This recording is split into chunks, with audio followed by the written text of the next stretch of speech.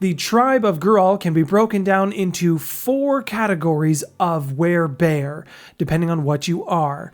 They can be ice, forest, river, or mountain. And we're going to talk about it.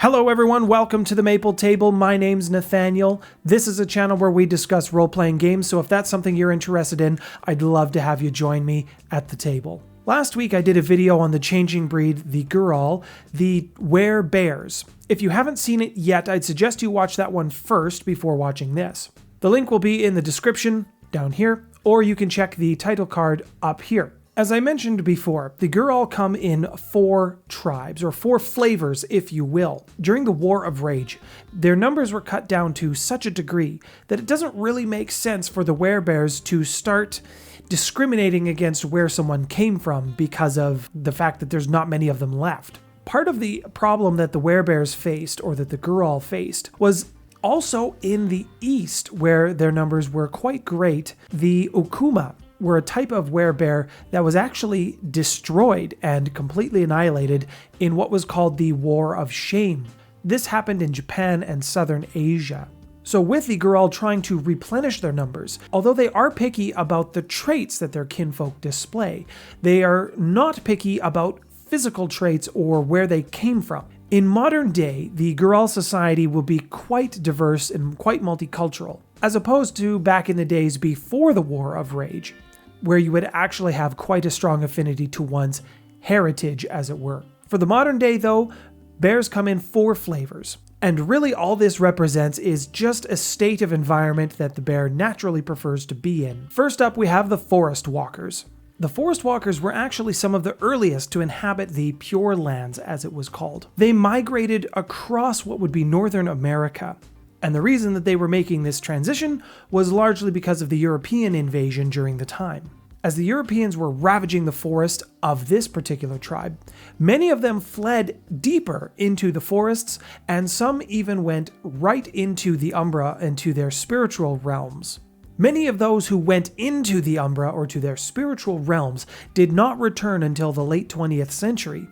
And when they came back, what a freak show they found.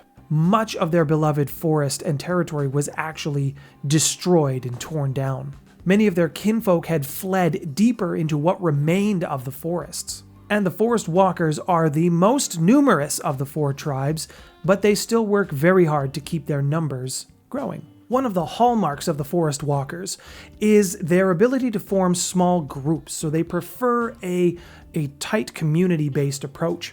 They will form these groups to provide emotional support or physical or whatever kind of support their people will need that are a part of their community. They will get it. While the Gurahl of the Forest Walkers do have rank, they don't generally flaunt it in front of anybody else. It's used mainly for guiding the tribe and creating policy. In the communities, it doesn't really matter what you're ranked, everybody pitches and everybody helps. As for the appearance, the Forest Walkers will resemble that of the black bear of Northern America, at least in their war forms. As I mentioned before, any of the tribes talking about their human appearance will be quite varied, and they can come from any kind of background. The next tribe comes from the land of ice and snow. A long time ago, this particular tribe of Gurahl was actually accused of bringing about the Ice Age. That's how long ago that was. This particular accusation is still a bit of a sore spot for the tribe this many millennia later. For those who believe the stories, this particular accusation almost got this tribe wiped out entirely. When a calamitous event threatens your very existence, it tends to make all the other Fera a little bit jumpy. Whether you did it or not, they're looking for somebody to scapegoat. You can look at any point in the Guru history to find this out. And so it should come as no surprise that the ice stalkers are that of the polar bears, and they come from Alaska and northern Canada. The ice stalkers tend to keep a particular close eye to the Wendigo of the Guru. Ever watchful, but always out of the way. With all the natural resource and oil drilling that has been going on in these climates in these particular areas, it's caused great concern for this particular tribe.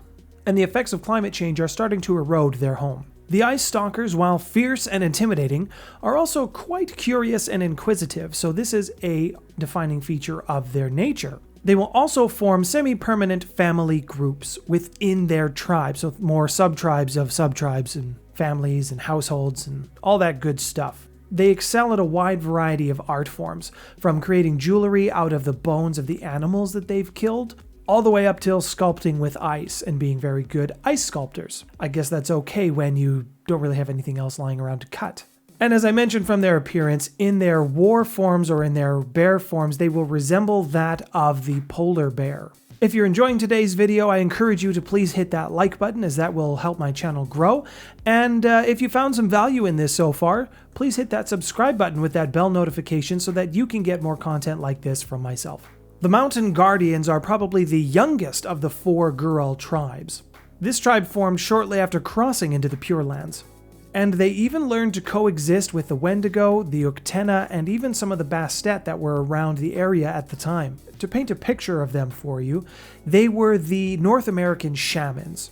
They lived openly with the Native American tribes that also inhabited the area during that period of time, and they actively protected them during some of the darker times of the Native American history. When the Europeans came, this is when the Mountain Guardians decided to make their retreat, and they basically en masse went into the Umbra and basically stayed there. The only reason they came back was because of the Soul Eater threat.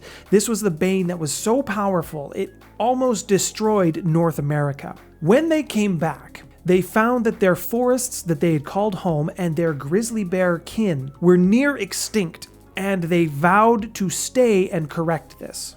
The Mountain Guardians value independence and self-reliance. It's not too often that you'll see 2 Mountain Guardians traveling together, unless of course you have one of those master-student apprenticeship type relationships going on between an older Gurahl and a younger one. And their tribal culture revolves around challenges and competitions. And they emphasize ritual combat more than any of the other tribes. In physical appearance, the Mountain Guardians, in all of their forms, they are large. Have you seen a grizzly bear? I live in Canada. They do exist up here. You don't want to run into one. In their human forms, as I mentioned, they will be very stocky. They will be very muscularly defined, probably quite hairy.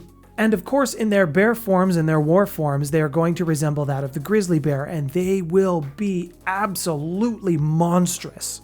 They are also probably the least numerous of the 4 tribes. Lastly, we come to the River Keepers.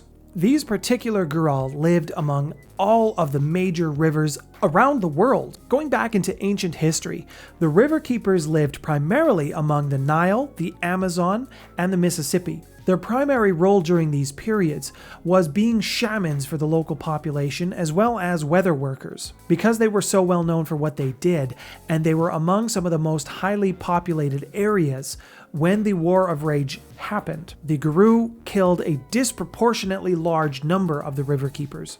Basically, all of the Gurahl who lived among the Nile and the Amazon were slaughtered at the Guru's hands. These lands were eventually taken over by the Bastet, who I've also covered in a different video series, and I will also link that in the description below, and there's a card up here for the Bastet. Those who remained lived among the Mississippi. Those among the Mississippi, to avoid being destroyed, went into hiding, or they went into a deep hibernation. And it wasn't until the Soul Eater threatened to destroy North America that the River Keepers came out of their spiritual isolation and back into the physical world and helped the Guru destroy the Soul Eater bane, even though they knew they could risk extinction by just showing up again. The River Keepers don't formally have a tribal culture. There really hasn't been enough of them, and they haven't been around long enough to have that sense of history ingrained to your very being. The one thing about them, though, they are great hosts, and they do consider hosting to be a sacred duty. Specifically, they will host gatherings. The River Keepers are very likely to host a powwow which would be inclusive of all of the other Gurahl tribes. They also once a year host their own event specifically for the River Keepers. And at this event, they would sing, they would dance, they'll exchange gifts, they'll exchange information, they'll exchange art, they'll perform poetry, they'll perform song, anything that allows them to share their gifts and their rights. As for their appearance, they will look like any other bear that basically hasn't been covered up to this point. They have such tribal diversity that trying to pinpoint a river keeper by looks, especially in their bear form, near impossible.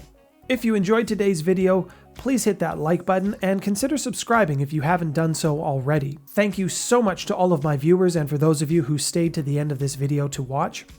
Thank you. Up on the screen now, I will have some other changing breed tribes that I have covered, as well as a playlist of the other werewolf tribes. So if you haven't seen those, check those out. Be warned, it does contain some of my older work. My name's Nathaniel. You've been watching The Maple Table. Thanks for stopping by, everyone.